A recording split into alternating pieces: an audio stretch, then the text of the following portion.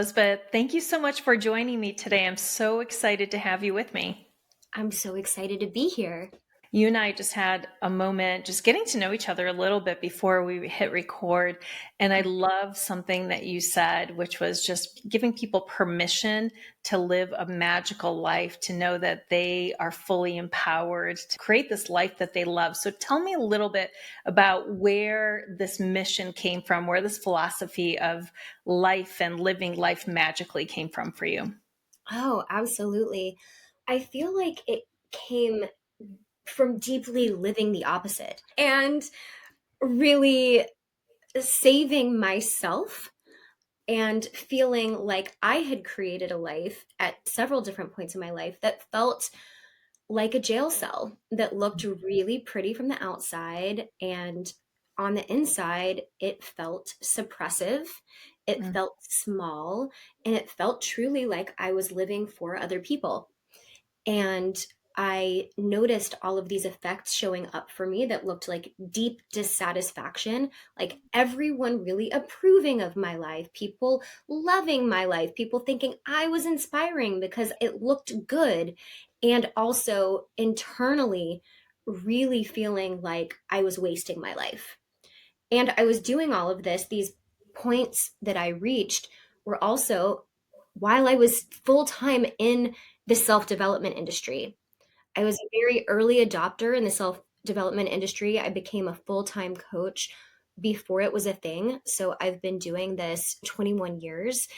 And, at that time, it was a controversial career. People didn't think it was a real thing. They were like, go be a psychologist. I was like, my mom did that. Didn't look that fun. So I was empowering other people, and I was using some of the tools myself, but truly not fully. I was giving more space to what other people thought and how I was being perceived than to my true satisfaction. So, learning the tools and creating this toolbox of things that can set us free has been a mission of mine. And so much so that I created a manual and put it in a book. There's so much to unpack there. That really resonated with me too, because I also felt like I created a life for so long in corporate that I thought I wanted. And I was so busy working the plan, and then finally got to a point where I started to say, wait a sec, I think there's some cracks here in this foundation. I don't think this is what I want. So, did you have a big aha moment, or were there little signs and nudges that you ignored for a while before you decided to really make some changes? There were little nudges along the way, and also there were huge aha moments as well. There were truly both. So I'll give an example. One is just while I lived in New York City, I remember this was in my early 30s, just feeling so deeply sensitive to criticism. Mm. And I remember at that time I was being offered by a pretty noteworthy book agent for him to be my agent, which was a big deal, and for us to create this book together. And I ghosted this guy.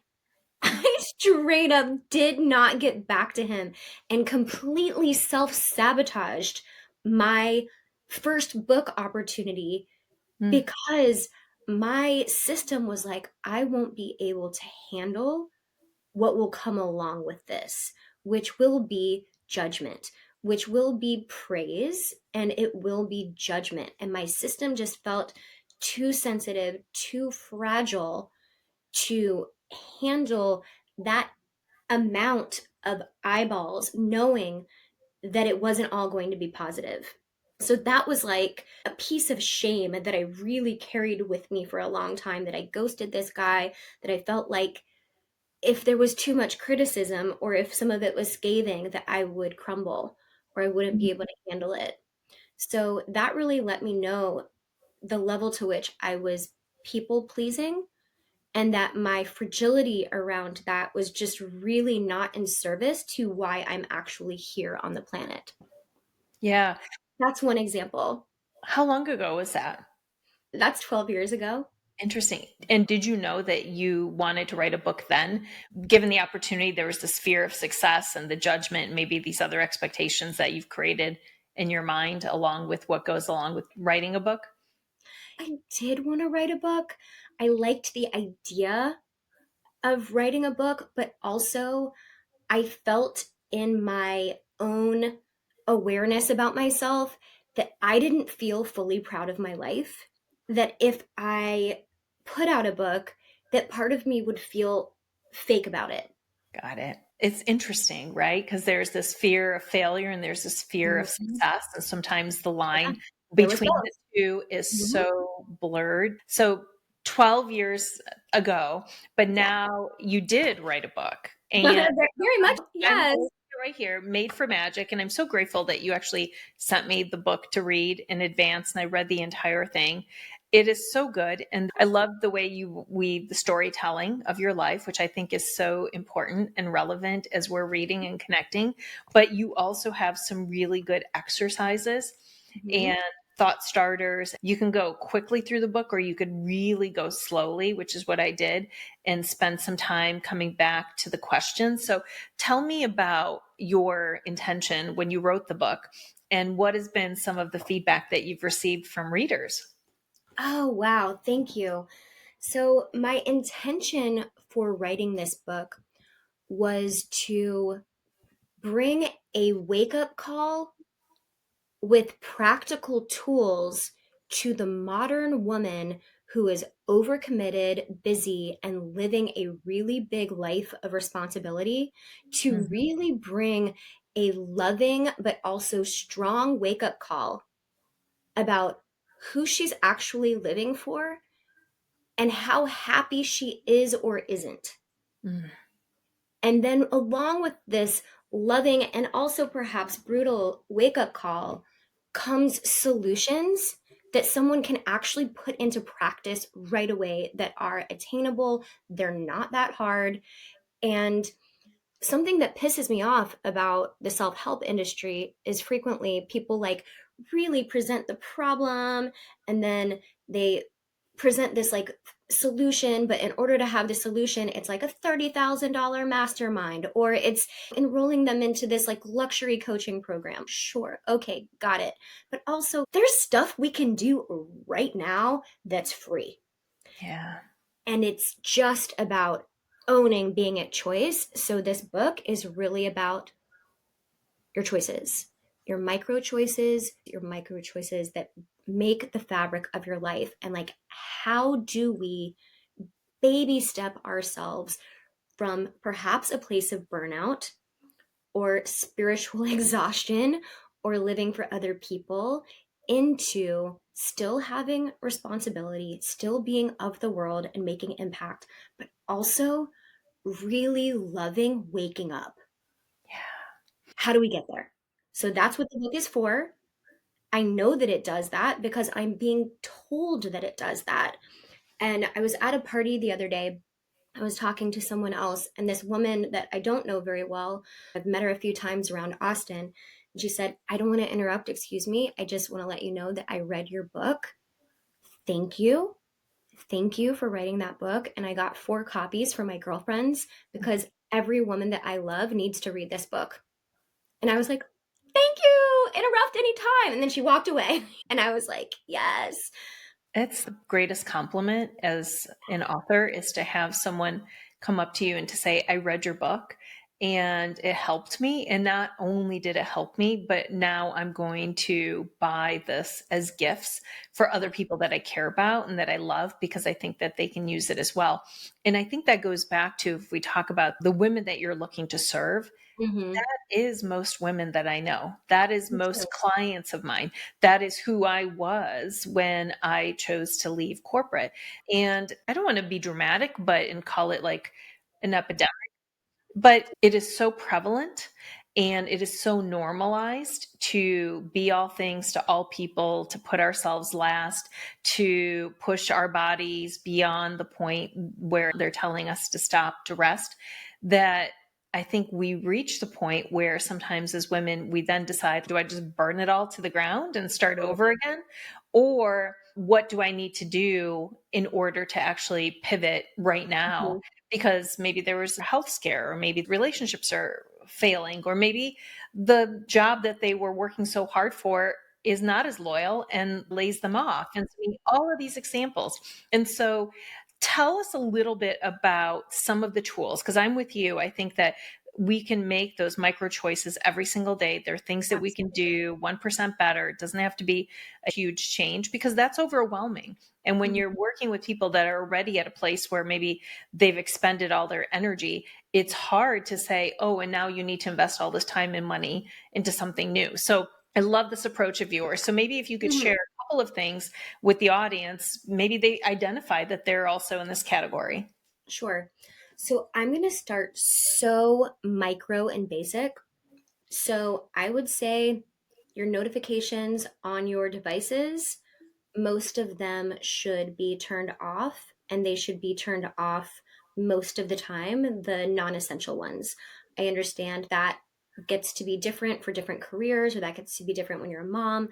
However, the non essential notifications, the pop ups, I want 95% of it gone. It disrupts your flow, it trains your brain to be distracted, and Mhm. most of it can wait. So, what I'm going to go for first is spaciousness and more ability to be present and in the present moment. So, we're going to start with notifications. Okay.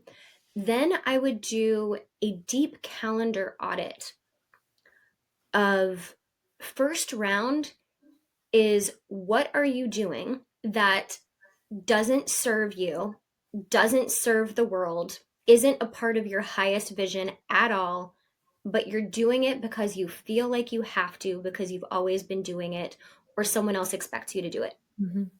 This could look like being on a board. This could look like volunteering for something that you've done forever, but you don't really like it.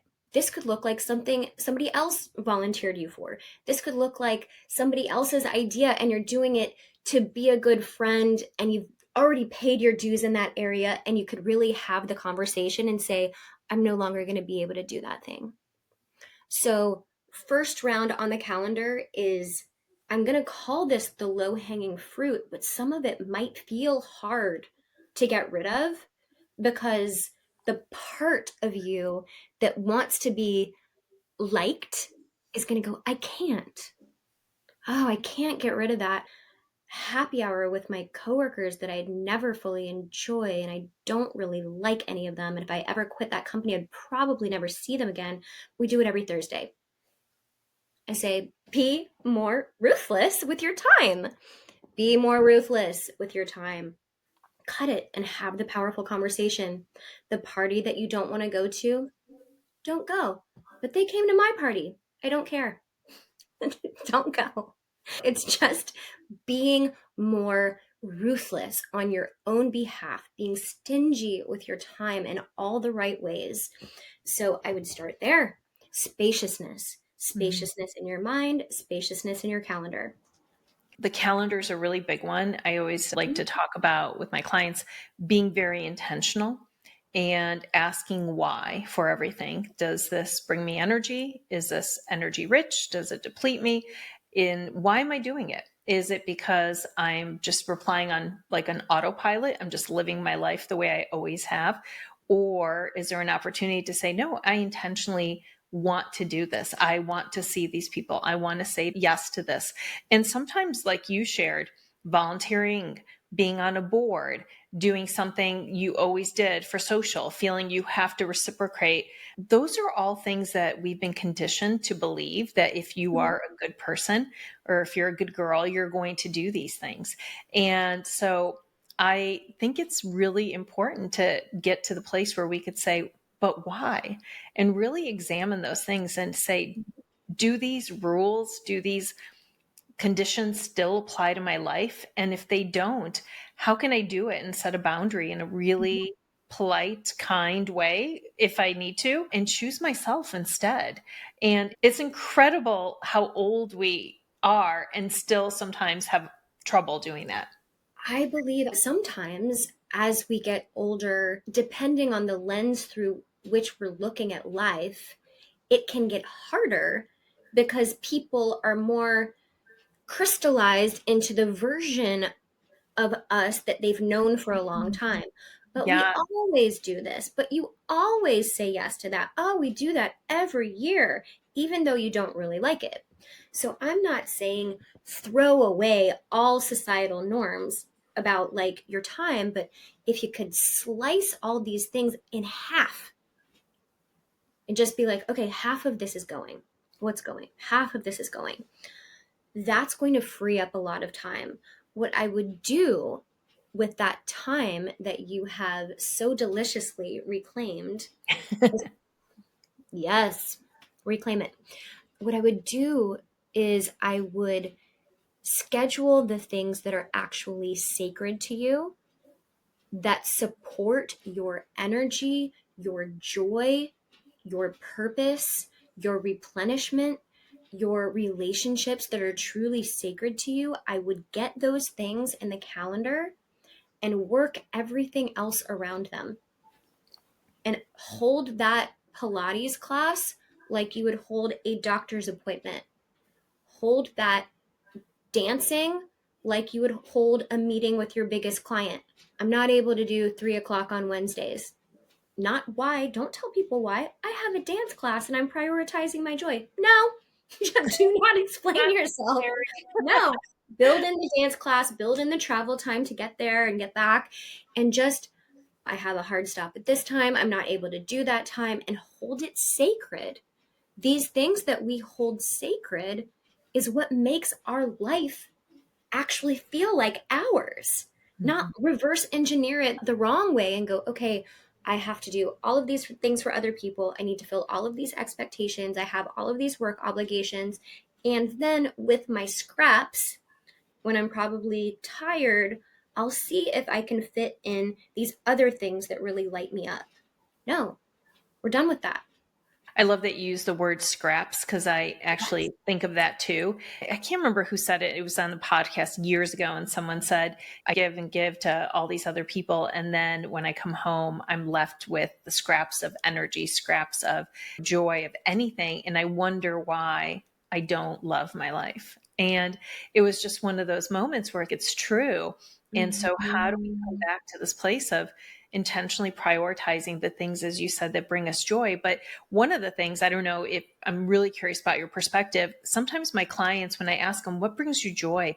What actually do you delight in doing? What do you look forward to? What are those activities? They can't answer the question because it's Yeah. almost a foreign concept. So, what has your experience been working, especially with women, around this idea of joy and intentionally putting joy on the calendar? Oh, yeah. What I think is very interesting about this question is you're right. Some people have thought of joy as this luxury that they will get to harness one day when they have the time, space, and energy to one day. That's Right. going to be your gourmet moment to have this joy. And if you're busy and if you're doing all these things, there's just simply not time for that. So why would they even know how to answer that? Because they're not thinking about it. It's not a priority. So again, we're going to reverse engineer this priority. But I also really want to lean in to joy and fun not being these like luxury moments that we get to have one day when we have time. Joy and fun heal our bodies. Joy and fun can heal your body from disease. Joy and fun can save you from getting depressed. Joy and fun make you a magnetic force of nature as you walk through the planet. Opportunities will be like, shh, shh, shh, shh. People are like, who are you? Ooh, that feels good to be around you. It's Yeah. not this luxury that can wait. What's up with saying it can wait and treating it like it's this fluffy bubblegum thing? Absolutely not. Joy is the nutrients that makes us feel like we have something to look forward to. So what I would say to a client or a friend that was like, I don't even know what I like anymore. I'm exhausted. I'm overworked. I don't even know where to start. Dance class, that sounds hard. Comedy, who cares? I'm lucky if I find a movie that I like. I would say, woo! Okay, so first of all,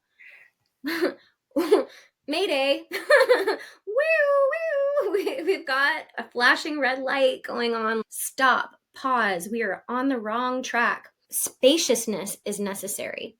That is a deeply overcommitted, depleted woman Mhm. who needs rest, hydration, spaciousness, and then to commit to joy and pleasure and fun as a core value. Yeah, I love it. And I think this comes back to your idea of magic is like adding Mhm. magic in life. Even the title of the book, Made for Magic, a practical guide from survival mode to soul satisfying joy. Yeah. And if that is the goal, instead of achieving, accomplishing, and those things will happen along the way, but shouldn't we enjoy ourselves while we're doing all those things? Shouldn't we have the energy to be able to do those things and the simple things in life and be able to appreciate both? And I do think that by focusing more on these micro choices, as you said, that are sometimes Mhm. so practical, that will create the space and open up more spaciousness for us. We'll be able to do that, but also we'll get the clarity that we need. Sometimes it's really hard to come back to what is my purpose because it's such a loaded word. Yes. But I think that by creating the space and giving ourselves permission to sit in the uncertainty sometimes, we start to get these nuggets of wisdom. We start to get more synchronicities. We start to identify opportunities. So, what is the correlation between creating the space, starting to experience the joy, making Mhm. sure we're prioritizing it, and then some of the other magic that we'll start to experience in life? I would say if someone's in an overcommitted, suffering, silent suffering moment, the word magic is going to feel inaccessible. It's going to feel like, "Ugh, okay, magic. How about a nap?" It's going to not feel accessible. So the spaciousness and the micro moments of joy and really shifting our perspective into, I'm going to enjoy this existence. That's the middle point. That's like the middle ground. Also, you can experience moments of magic when you are suffering and when you're overcommitted. You just have to notice it. You might be so buried in your phone that you don't notice that there's actually a double rainbow happening. There's magic and these windfalls of unexpected good that are happening around us all the time. But if we're so fried, then we're just looking for, like, how do I get out of the weeds? We're going to miss that a song just came on that was like your song with you and your best friend in high school, and like she called you right after that song came on. These synchronicities, you might Yeah. just miss it, Yeah. right? So the magic is always available. It's just, what tone level are we in to notice it or not notice it? And the more spaciousness we feel, the more joy we're incorporating into our existence, we're going to notice it more. And the more we notice it, the more we're going to see. And we'll become a suction and a vacuum for more synchronicity. And then we'll be like, oh my God, look at that. I was just thinking about a red coat and I was looking at one online and then somebody just gave it to me. Magic. Yeah. Yeah. And when we allow ourselves these bursts of energy that we only really give like almost children permission to experience, when we harness that energy ourselves of being like, life is wondrous. I get to feel that way. Even though I'm a grown ass woman with a lot of responsibility, I get to have the wonder and these sparkles. When you allow that, you'll have more and more. And some people will think you're an idiot. And some people will think you don't get it or that you're not a serious person. Let them. Yeah. You're good. That's okay. Lose those people. You're fine.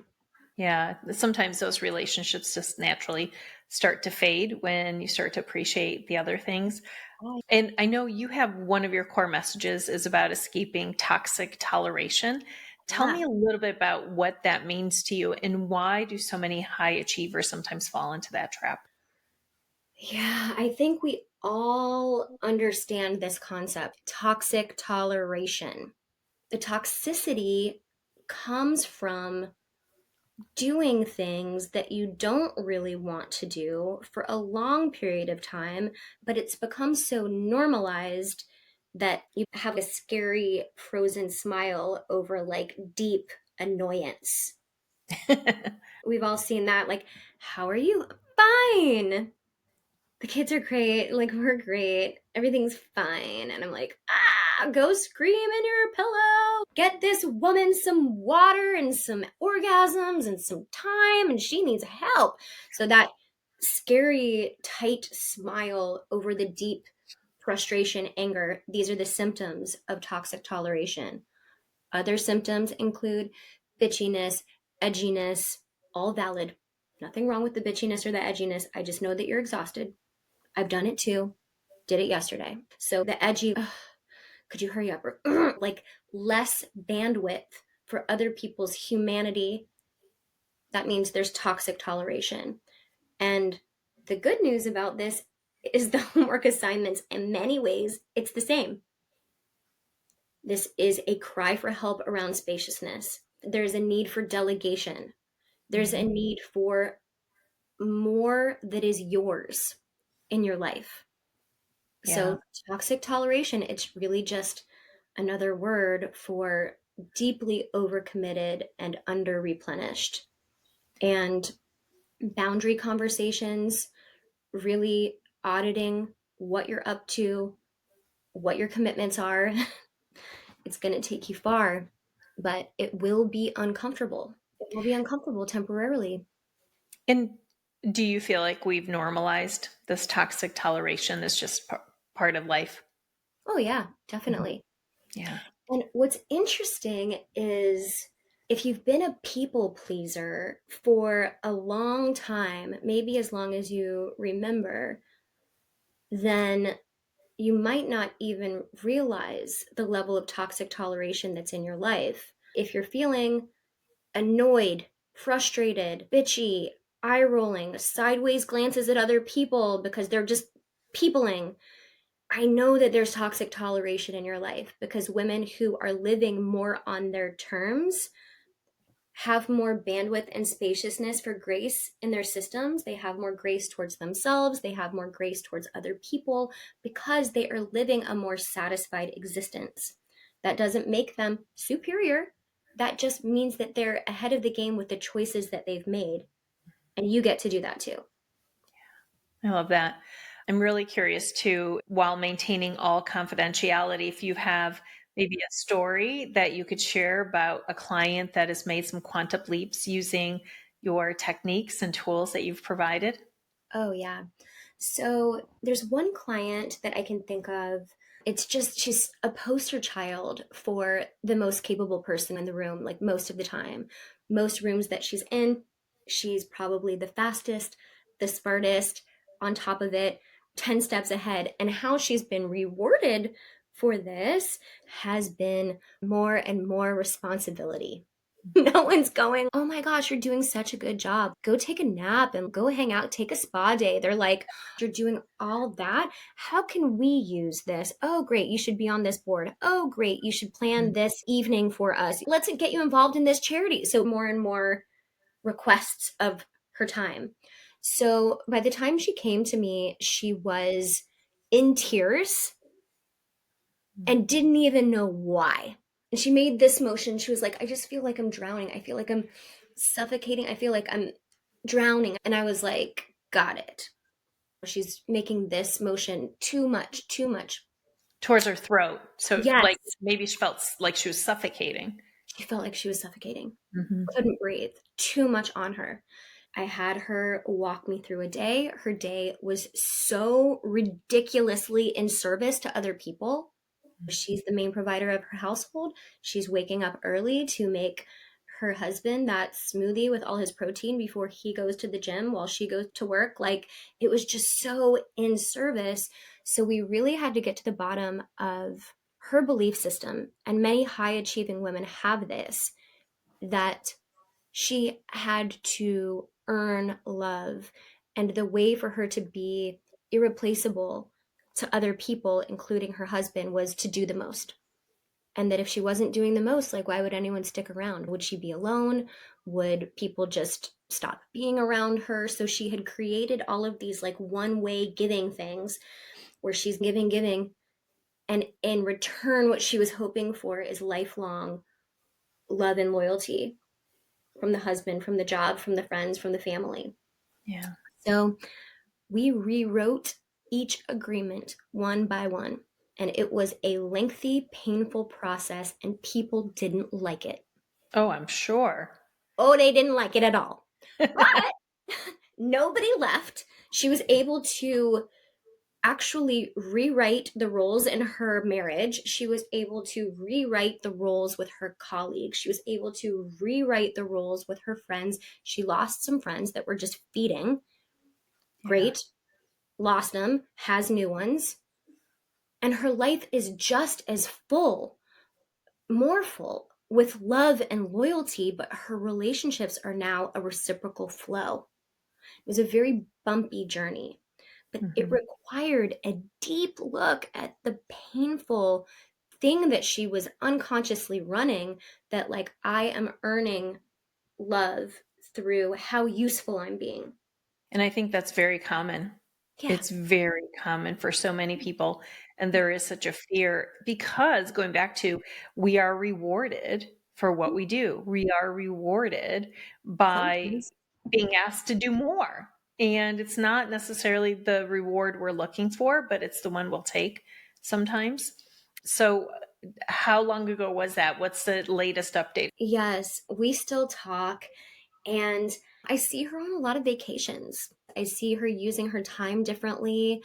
I also see her posts on social less about accomplishment and more about enjoyment. And what was interesting in the relationship, like the sensuality came back. The sensuality and the intimacy had really gone by the wayside because while the hubby was loving her doing everything, it also wasn't turning him on.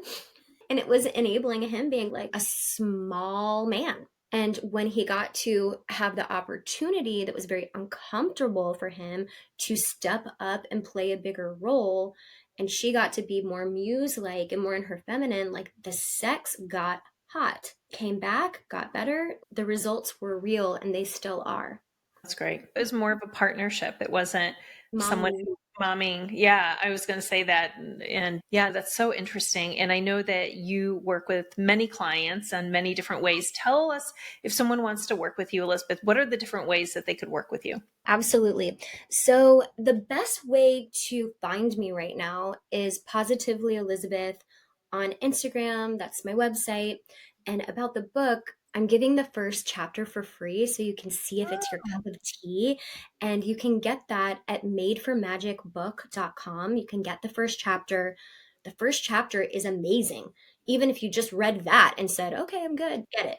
So, the book is something that I would really serve to people as an entree of like my work right now. And more than I want a book sale, I really want people to read this and allow themselves to be changed by the book. And then I have other offerings. My Freedom Method course is so juicy and powerful. And it's really about activating the soul voice that we all have that we don't know how to turn up the volume on. I have that as well. I'm not currently taking private clients. I'm usually booked out. And right now I'm booked out actually for 2026. But the ways that people can access my work is the book, the Freedom Method course I'm so in love with. And then on positivelyelizabeth.com, you can get my free soul meditation, which I do love and I use it myself. And then I'm also sending out love beams. So if you want to opt in for these free love beams, I send out the podcasts that I'm on, like this one. I'll send that out to everyone. I send out articles and just ways to be supported in your greatness and in your freedom as you walk this world. Most of the things that I'm offering are pretty low ticket right now. So get in on it. High reward, low risk. Yeah, it's so good. And the first chapter is all about hope, which I do love. And I think you go right in and start talking about the woman that you are working with. And I think a lot of people are going to read Mhm. it and say, wow, this sounds just like me. Definitely encourage people to get the book, but if they want, definitely read the first chapter and see all the goodness that's already in there. Elizabeth, I ask everybody a final Woohoo! question, which is, what does it mean to you to live the width of your life? For me, living the width of your life is taking risks in the right ways. And for the women who are like, I don't even know what brings me joy, that question is annoying. I'm not sure. It's like, try stuff. Embrace an adventurous spirit that tries things before you know you're going to like it. Go to a flamenco dancing class. Go get on a stand up open mic. Go somewhere to a new restaurant that you would never go to that's like a hole in the wall. Go for a walk in a new area. Talk to that person that you think might like super not be your person or your cup of tea. Let life surprise you and stop thinking that you have it all figured out. Stop thinking you have it all figured out because you don't, and I don't, and you don't. We get to experiment and research life and allow life to surprise us. So I would say that lens will serve you. It will wake something up in you, your curiosity, your childlike nature. These are not luxuries. These are the ways that we get to feel excited about waking up. I love that answer. Thank you so much, Elizabeth, for coming on today. Thank you for the great work that you are doing in the world. I know that you've been doing this, you said, for a couple decades, and you continue to just shine your light and also just provide, I think, a lot of resources for people who are any budget, any time, resource constraints, all of those things, which I think is beautiful and it's not always available. So thank you so much for joining me today, and we'll be sure to include all those links in the show notes. Fabulous.